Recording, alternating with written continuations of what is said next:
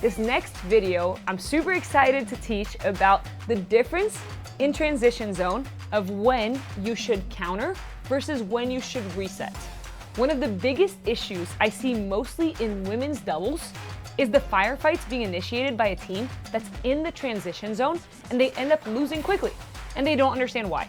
So I'm going to talk about the difference between when you should counter and when you should reset in the trickiest part of the game, which is the transition zone.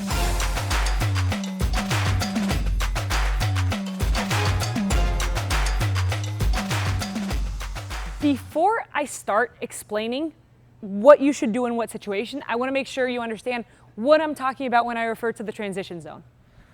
So a little bit ahead of the baseline, take about 3 steps to about right here. That's the start, this is the end. This is the red zone, this is the struggle zone. This is arguably the hardest part of pickleball. So to not make it harder on ourselves, let's try to understand when we should be resetting, when we should be countering, and what positioning we should have in this situation. So I'm going to start right here. I want you to pay attention to my body and what I'm doing.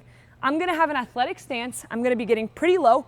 I'm gonna try to make contact with the ball in front of me, no matter where it is, and I'm going to quickly decide if I'm gonna hit it out of the air or off the bounce. In addition to that, I need to pay attention to how high the ball is. If the ball's below my knee, red zone, don't do it, don't attack, reset it. Between my knee and my hip, yellow zone, maybe counter if I'm well balanced. And I'm gonna repeat that, maybe counter if you're really well balanced. If it's above your hip, you have the green light. Go ahead and counter as you please, as long as you're well balanced. So I'm gonna hit a few examples here. I'm not going to transition in, I'm just going to be resetting as AB is attacking me. Reset, reset, reset,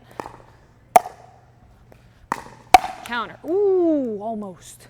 Again, that was a really bad reset. We gotta show those too. It's hard out here. Reset, reset, good. She has a huge advantage in this rally. Here we go.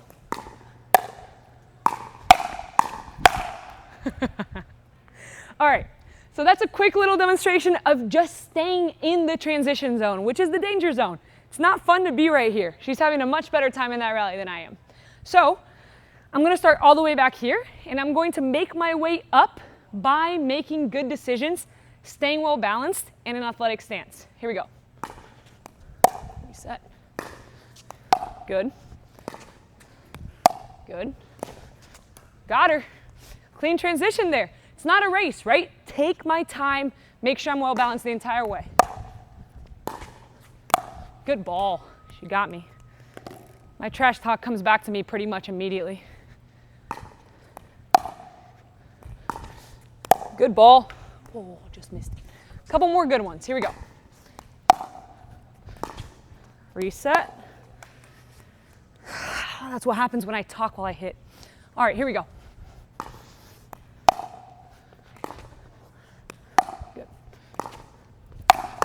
Nice. That one was a little bit higher, maybe in that yellow zone. Let's see if I can do one more.